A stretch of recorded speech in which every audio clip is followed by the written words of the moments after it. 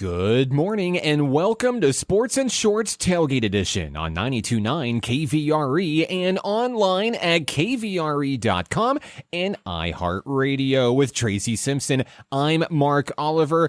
Happy holidays to you all. I hope you had a very Merry Christmas. Tracy, how are things with you and your family this holiday season? Are you kidding me, Mark? I'm the biggest kid around. I love helping Santa out, and he's one of my heroes.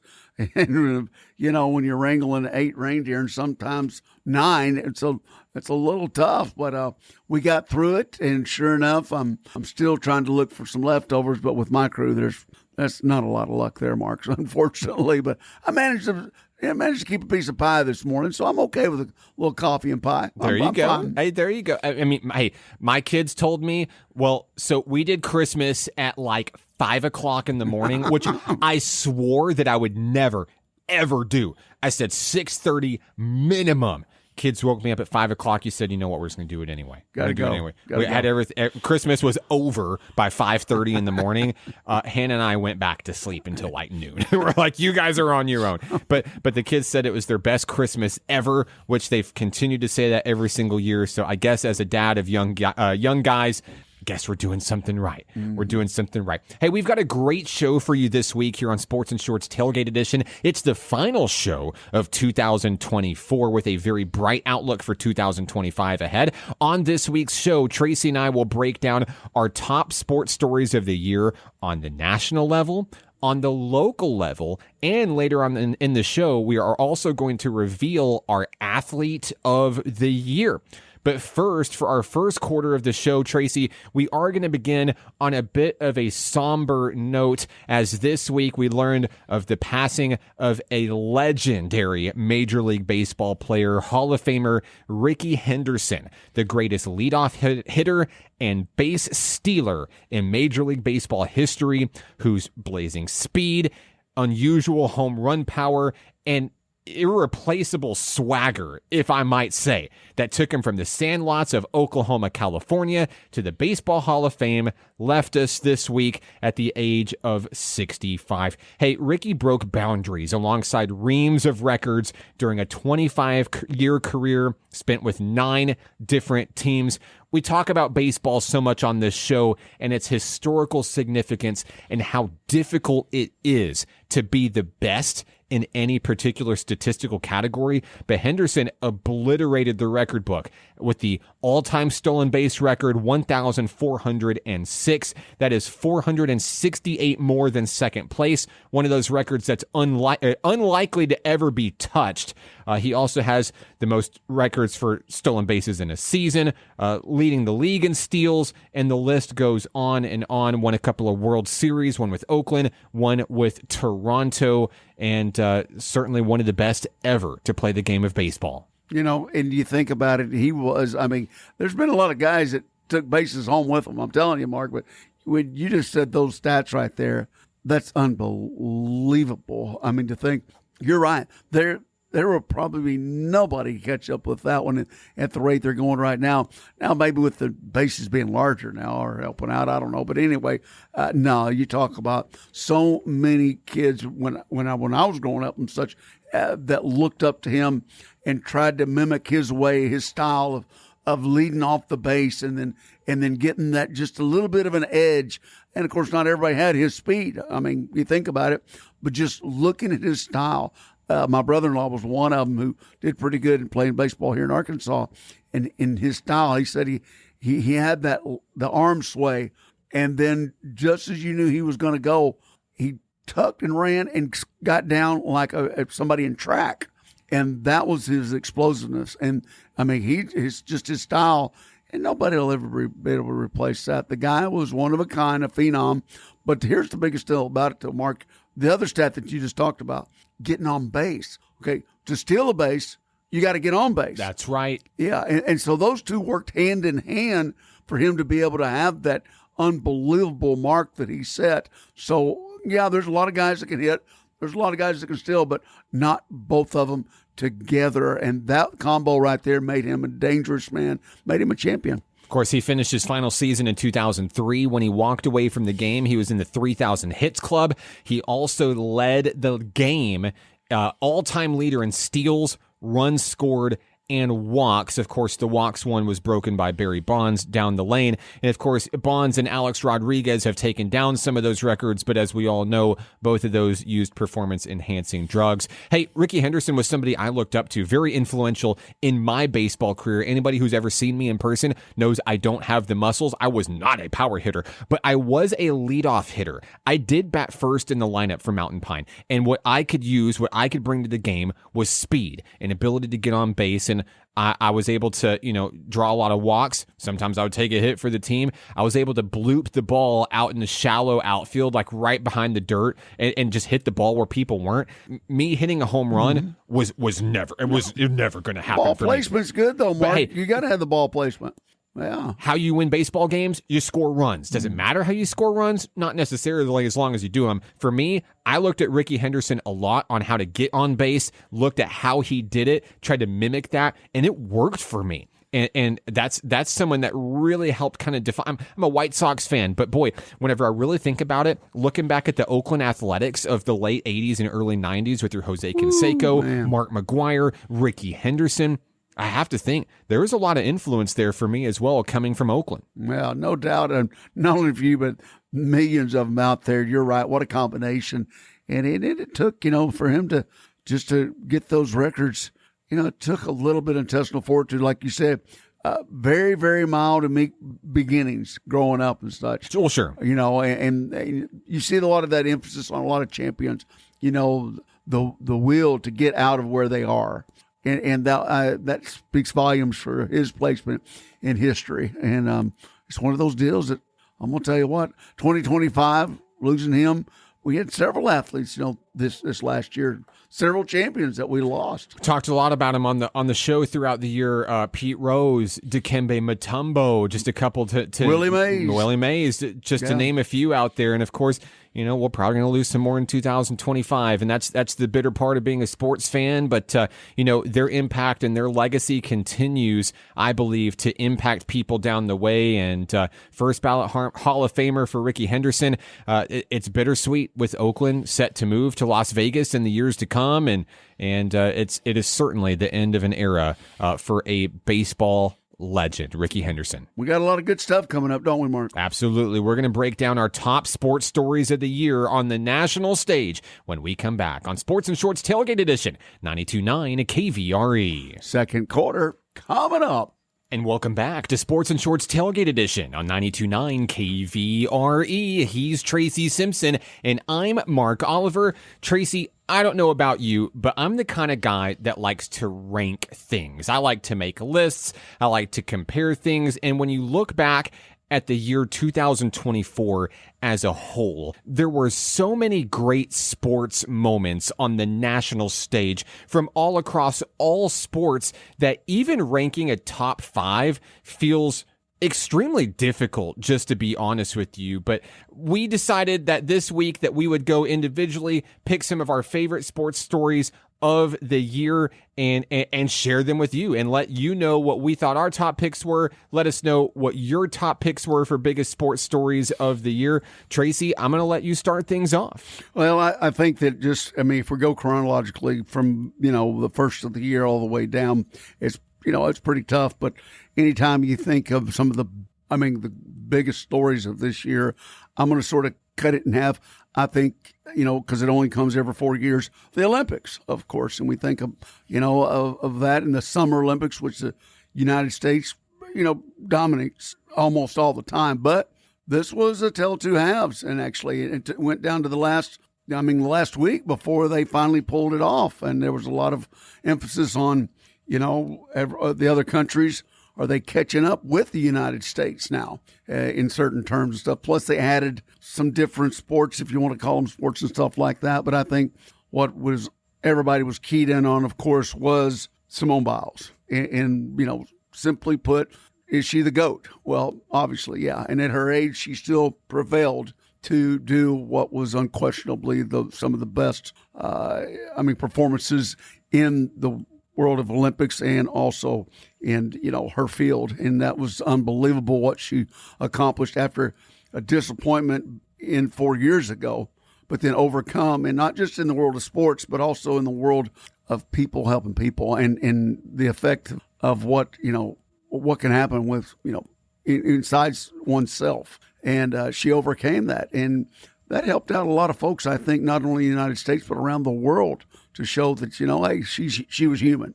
And I think that emphasis right there was one of the top stories, not only because of the Olympics, because of what she overcame. I mean, I have it listed as my biggest sports story of 2024, the Summer Olympics in Paris, France.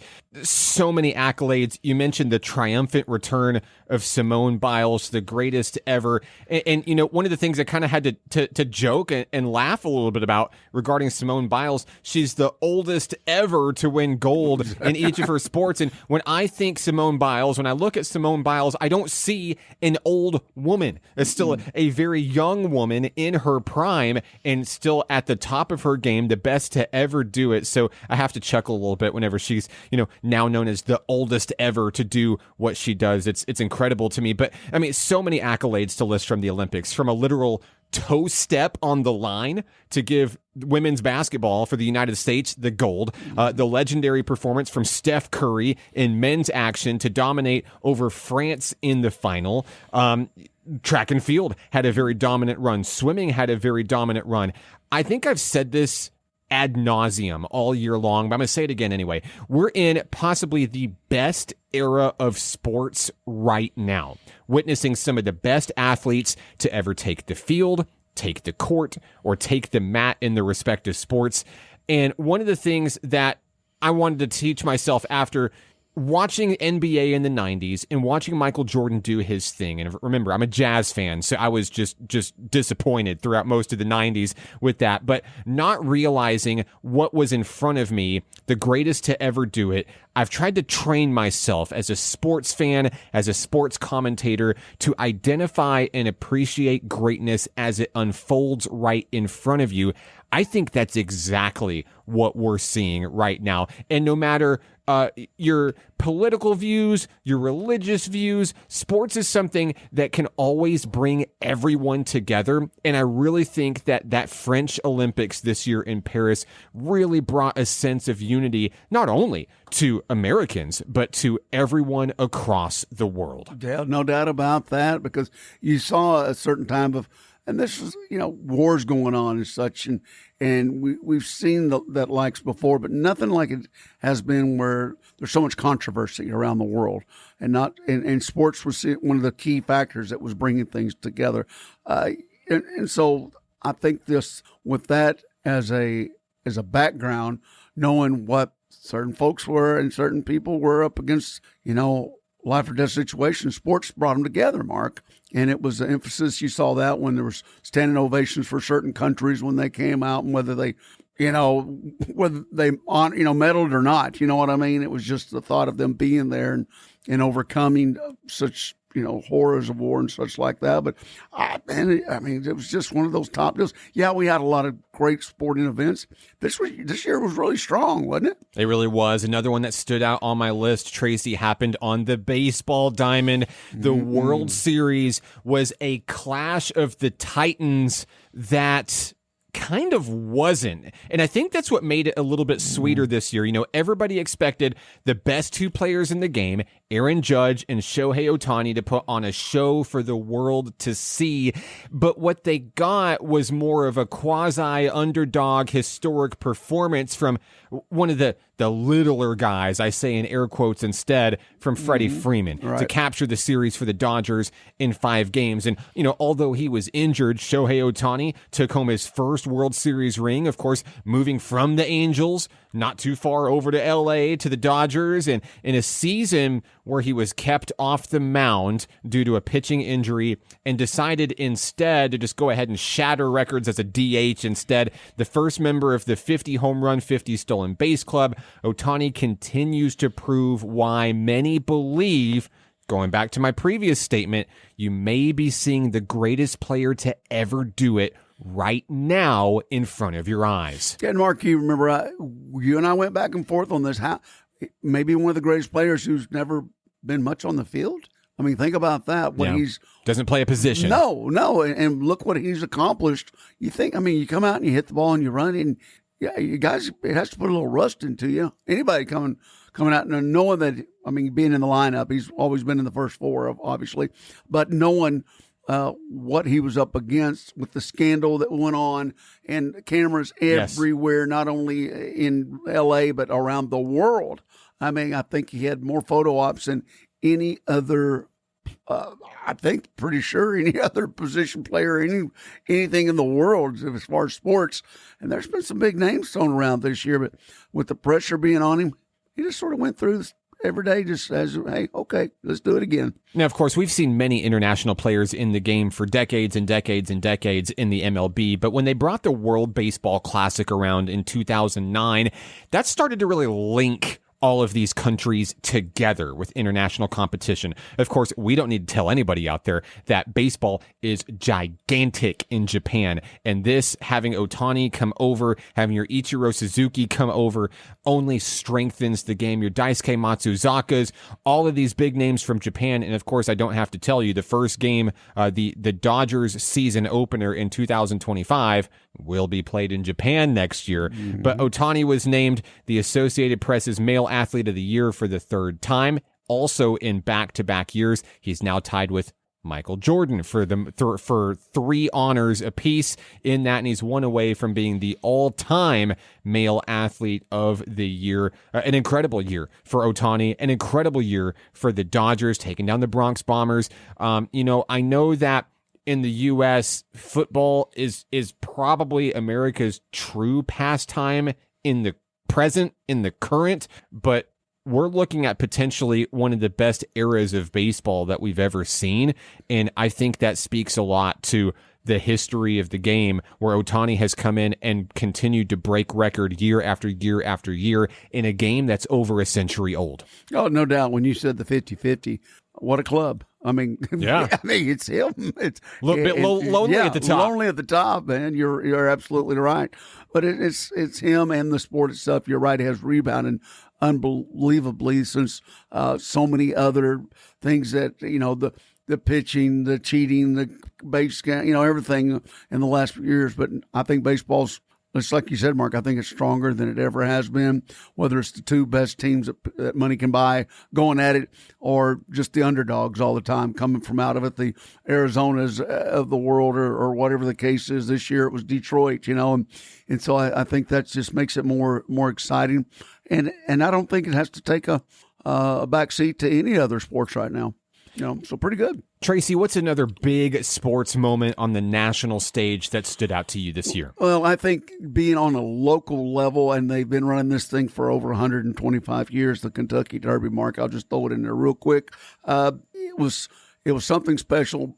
Yes, they have a winner every year, but this year it was really something special because the owners were from the Hot Springs area. And, of course, being that said and done, the name of the horse was named after a gentleman that I've known for years and know his sons real well. And it had the Hot Springs connection. And at 18-1, yeah, and you and I, we always root for the underdog. Oh, you know yes.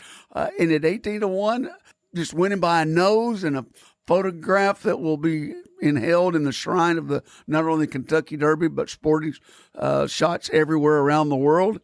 Yeah, I mean, from Sports Illustrated, everywhere else, that shot right there, just, they say football is a game of inches. Well, racing is too.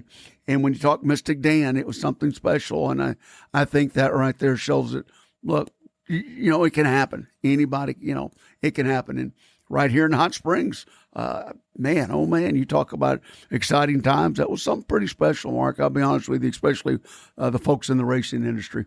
Had a lot of back-to-back champions this year as well on the national stage. I'm looking at you, Kansas City Chiefs, and I'm also looking at the University of Connecticut Huskies in NCAA men's basketball. Tracy, you know just as well as anybody, it's hard to win a championship. It's really hard to win it in back-to-back years, and these programs continue to show why they are the most dominant in sports. Have kind of linked them together.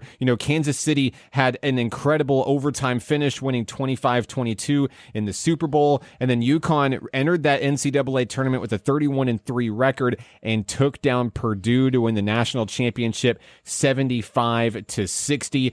UConn's average margin of victory in March Madness was 23.3 points, and their closest game in the tournament was their win over Alabama, which was a 14-point victory. And of course, coach is back looking to try for the three-peat. UConn ranked 11th in the nation at the time of our recording today. No doubt about that. But you're right, Mark.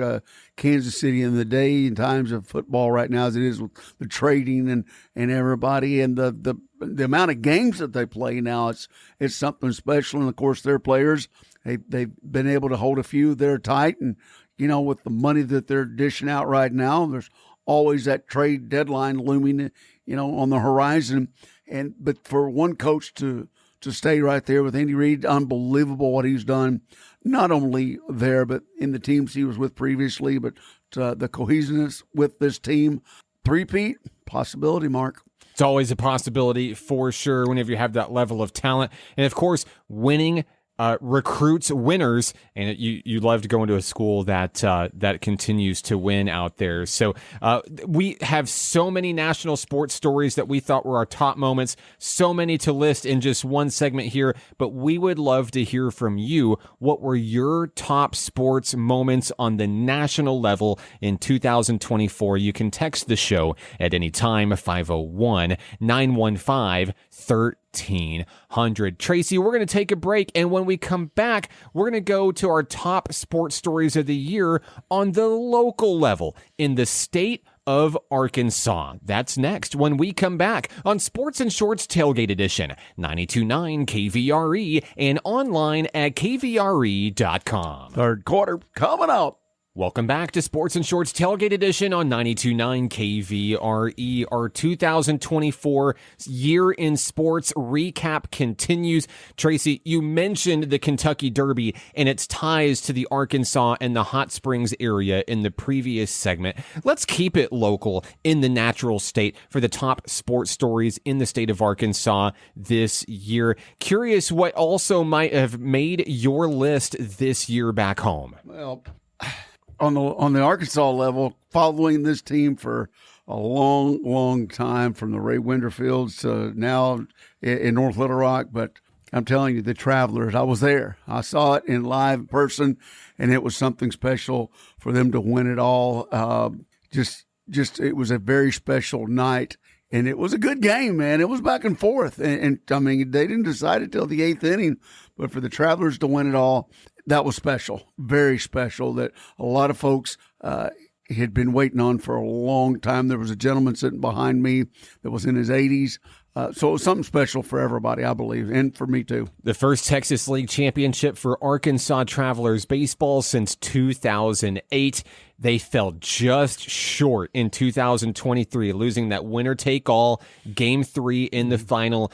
And as a sports fan, I feel like I've taken away, whenever you are that close and you fall short, sometimes a loss can also be considered a necessary loss to help you learn, help you teach, help you grow, help you improve.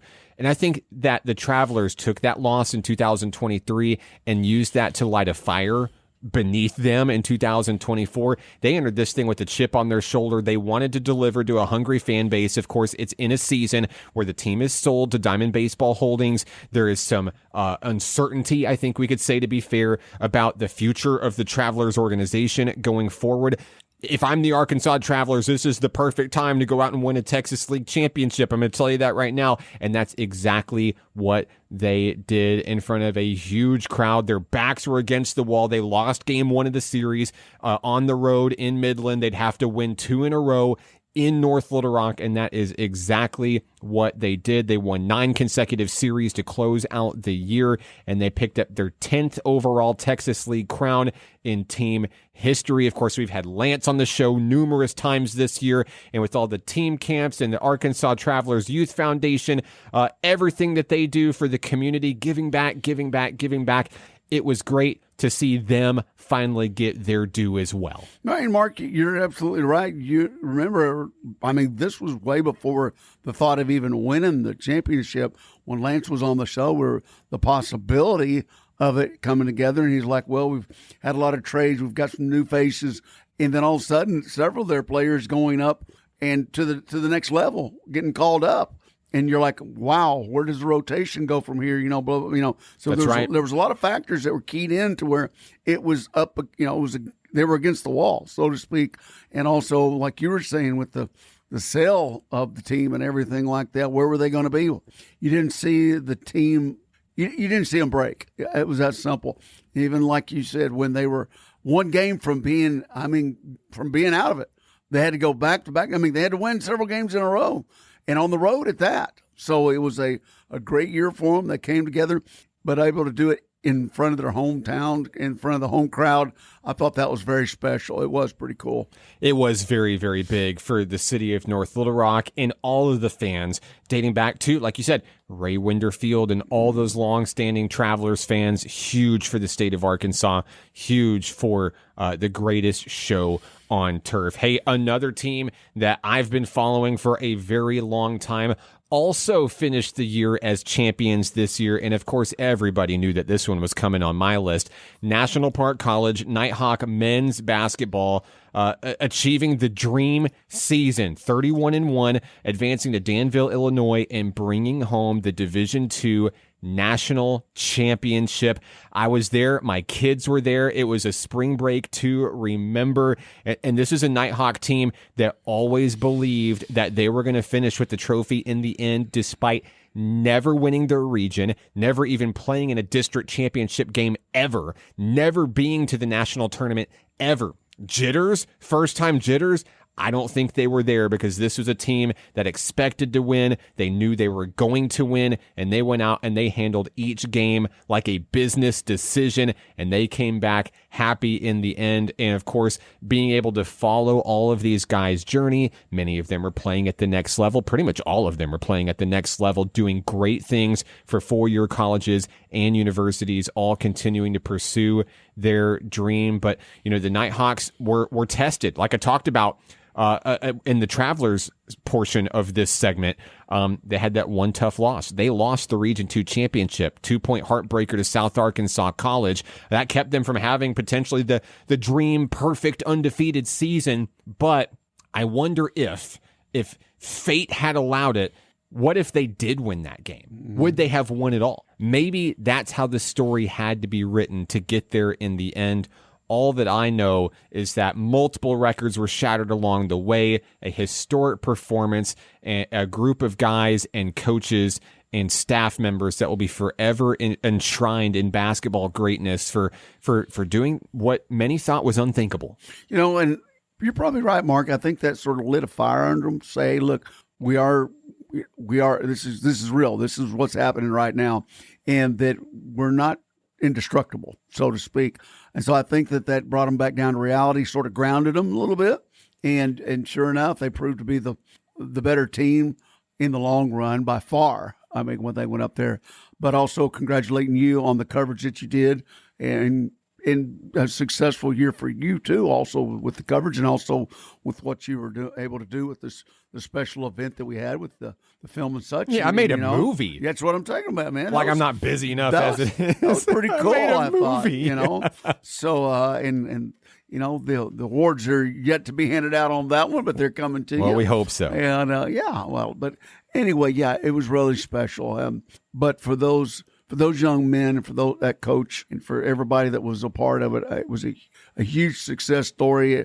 And sure enough, that's got to go down as one of the top ones here with the Travelers. And here on the local level, we had a few more, didn't we? That's absolutely right. Of course, we stay with the championships. It's always great to bring a state championship home, especially to our listening area here in the KVRE listening area. Congratulations.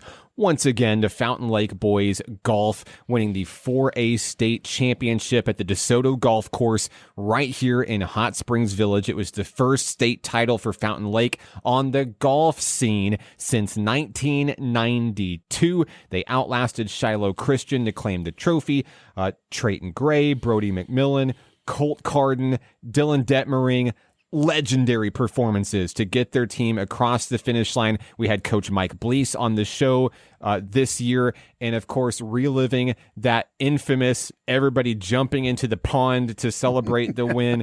Talk about a moment that you're never going to forget. What a legendary performance to win it all. You know, and Coach Bleese, he's been around a long time. Of course, him and his family are very much part of the sporting activities in this region, not just at Fountain Lake, but you know, kudos going to him, because there was a couple of times when he had some injuries with these players. He wasn't sure, you know, the rotation of which ones were going to go in there. And he doesn't come by golf, you know, natural as. He didn't grow up in golf. So he's actually put this team together, and he made the emphasis of, guys, you go out there and I'll make it happen for you. You know, the long rides to different, you know, golfing events, and then the practices, of course. And he did it. I mean, it's not like you were talking about the emphasis on golf. I mean, you know, that wasn't one of the main structures of sports activities over at Fountain Lake. But he persevered, man, and he came up with ways. He got not only the kids that he needed to be up there to get the championship, but also he got the backing, the local backing of the parents and a lot of the volunteers and such. You don't see, that's what you don't see behind the curtain, so to speak. And he really did a great job keeping this team together. And you talk about repeats. Some of them there's only 2 of them graduating. You may have a good run at it again next year. So congratulations. What a good guy, man. And of course, he's also the coach of the girls squad as well. Exactly. And they had a very good year as well. We cannot forget them. There were a lot of squads that had really good years. They may not have finished at the top, but you have to tip your hat to them anyway. We mentioned Fountain Lake girls golf. How about the Lakeside Rams football team this year, advancing to the Final Four, getting their revenge in a big win over Robinson, Parkview, and Farmington kind of getting in the way there. But certainly a great year for Coach Rock. And I think we really have to tip our hat, certainly as an honorable mention, to the Bismarck Lions. What a great run on the high school football level, advancing to the 3A title game for the first time in school history, and unfortunately falling very late just by 1 touchdown in the title game to a very good Salem Greyhounds team. We've had Coach Keithley on the show multiple times this year, and I know they didn't get across the finish line, and that's gut-wrenching, but the performance that they had to get there, Bismarck, a small little gem nestled deep in the heart of Arkansas, continues to shine brightly, and I can only hope that the best is still yet to come for Bismarck in the years ahead, for an amazing football program, which I remember not too long ago couldn't win a single game. Now they won 13 and advanced to their first state title game in program history. Yeah, it's phenomenal just to think about. Like you were saying, where they were just 6 years ago, Mark. And we've, and being in the conference that we weren't at, finally. That's right. We've been able to follow, being around Bismarck for quite some time, and to see where we were several years ago calling those games, me coaching against them in Pee Wee, particularly some of these kids that are playing right now. And it was just something special, a Cinderella story all the way, but once proven again that, look, the underdog can make it happen. The ones that believe, the no quitters of the world, and just really giving it your all, it can really happen. And yeah, coming up just short, but what a great story behind that. And congratulations to those young men. And once again, Mark, we got to say it again.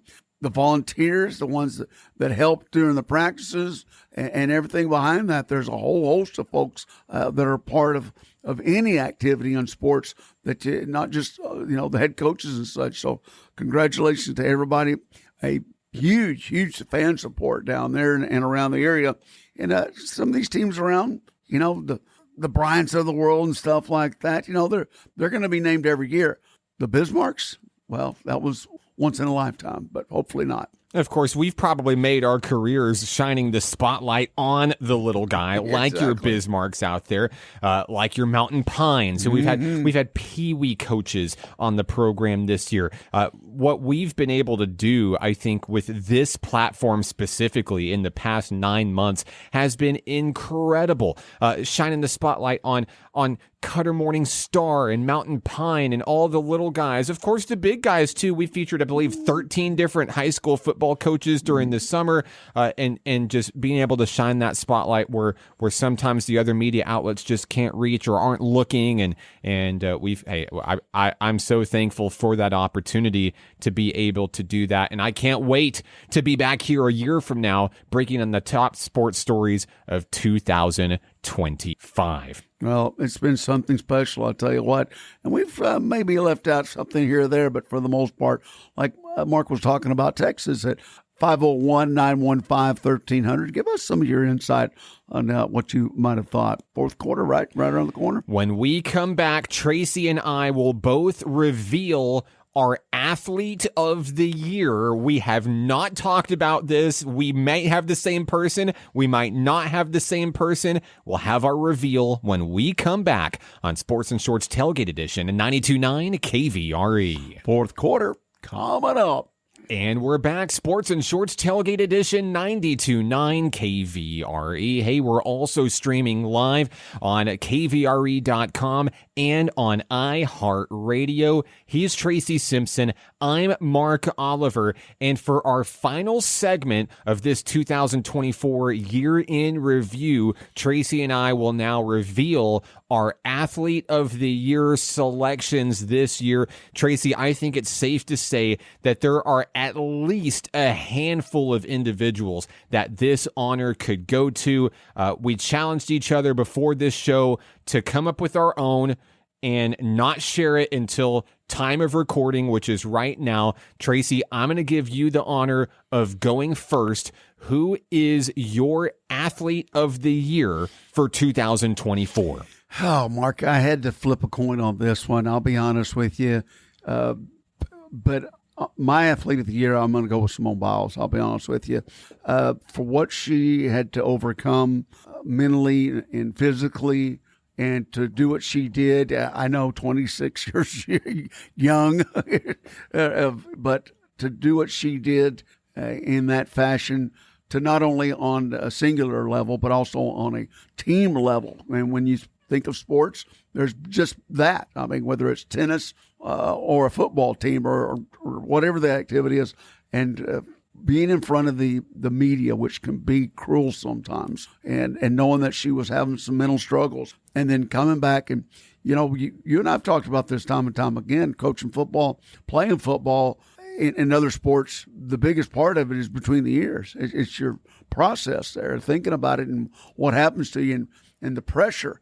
And her doing what she did, and possibly some of the feats that will never be done again, and all the golds and everything, but also on a human side, on the human nature side of it, having mental distress from the previous summer matches, and then coming out of it, and then proceeding on to just do one event after another and take the gold time and time again, and then also with her team too, and then really never putting herself up front, whether it was on the single events or on the team events.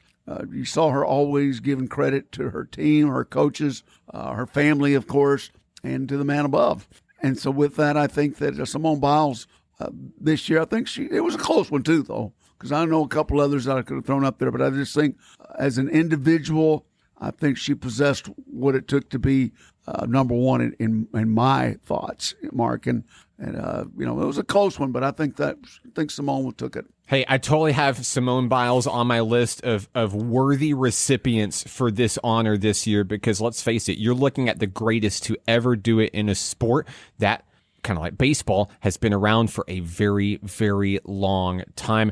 But she's very lovable. She's and you love the comeback story. You love her ability to overcome adversity, overcome those personal challenges that she's faced along the way. And of course, the difference in this era of sports, whether it be any sport, is the level of social media scrutiny that comes with being in the spotlight, in the limelight.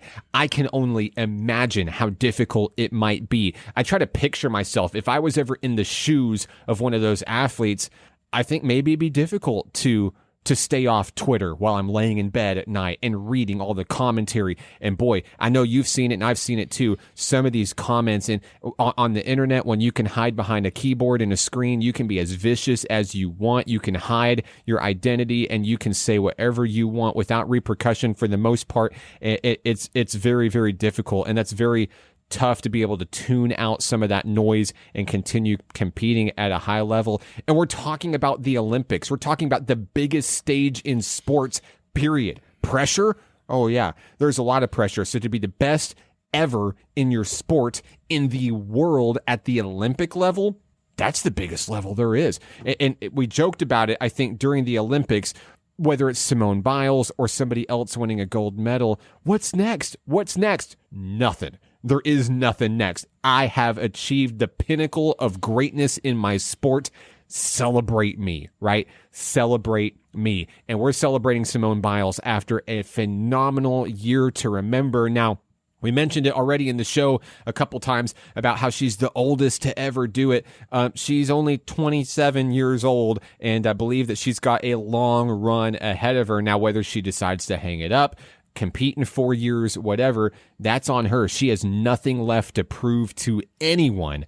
But I think that, you know, as sports fans and sports enthusiasts, we probably lose a lot by her hanging it up and not being able to see her continue to do what she does at a high level. Simone Biles was not my choice for athlete of the year. I'm actually really, really surprised.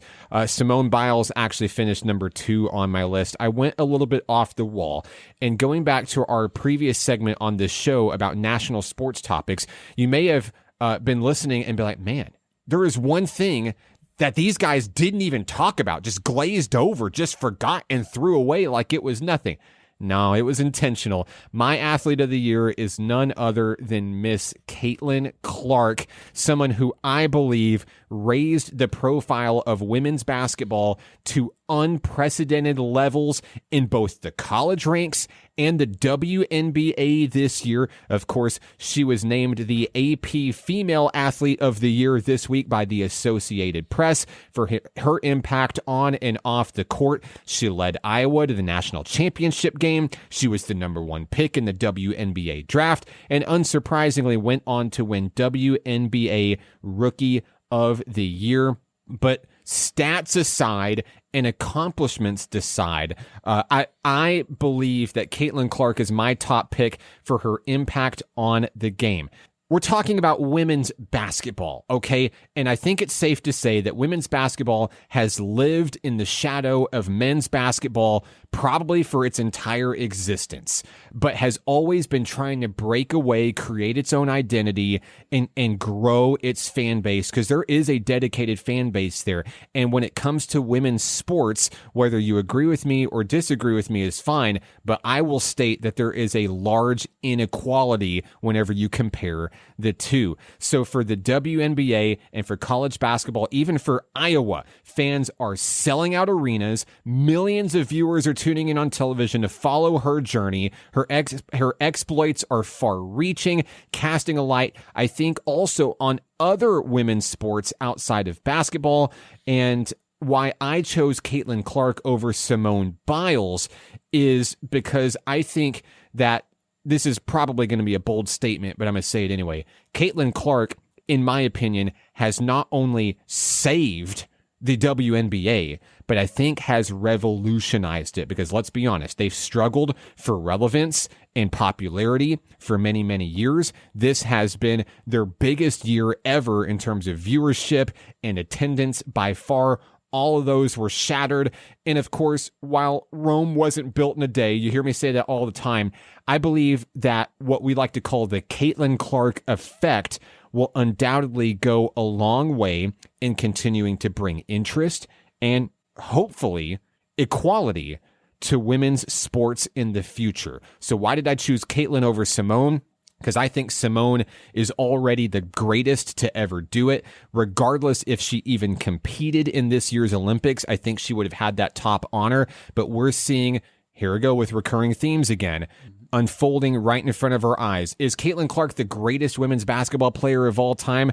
I don't know. That's to be determined. But what we have seen is a young woman from the Midwestern United States that has captured the world by storm and has generated interest in a sport that has been dying to show the world the light that it's been shining for many years already. No doubt. And of course, she ranks up there. She was in my top ones too, Mark. I mean, you heard us talking about her all year long. And just like you said, her accomplishments are much more than what's on the court. I mean, there's no doubt about that. And you are right in one aspect. She probably did, save women's basketball for, look at the ratings now. This is something special. The ratings. And of course, I always go back to figures, you know me, from when they got knocked out of it to the championship game. Yeah. Oh my. I mean, it was, something special. Okay. So think about that and the impact that she had. And of course, just the emphasis of her going out there. And yeah, she may not be one of the greatest, but she's pretty darn good, Mark. I'll be honest with you. Anybody that can gun like she does, it's something special. But I think, yeah, definitely she's in my top. I'm going to say top 3. I'll be honest with you. Yeah, and I think we can both probably agree that number 3 was likely going to be Shohei Ohtani as well, just for the monumental year. Boy, it's hard picking just one. And I have a feeling that you, the listener out there, are like, you guys are crazy. There's somebody else you didn't even consider. Right. But that was a lot of fun. I really enjoyed that. Boy, 2024 was such a phenomenal year in sports. And you know, who's to even guess what 2025 is going to bring? But I know that I am definitely here for it. Cannot wait to see what the new year brings. Oh, I'm sure they're out there. What are you talking about, Jackson? MVP. And what's that guy? Quarterback, Kansas City. Oh yeah, him too. Yeah. So yeah, if you've got one that maybe we didn't mention, go ahead. 501-915-1300. We'd love to hear from anybody, whatever your thoughts are. Hey, it's the end of the year. We're not going to hold it against you. That's right. That's right. Hey, that is our show, the final show of the 2024 calendar year. It's been so much fun bringing you Sports and Shorts Tailgate Edition all year long. We cannot wait for a big 2025. Of course, we'll have our first birthday in March. That's pretty cool, right? Yeah. And Tracy, it's been so much fun. Happy holidays to all of you and your families. Thanks for joining us. Maybe it's the first time. Maybe it's for the 50th time at this point. But we're so glad to have you along with us on this ride. We're here every Saturday morning at 10 a.m. right here on 92.9 KVRE. For Tracy Simpson, I'm Mark Oliver. That's our show. We'll see you in 2025. Game over.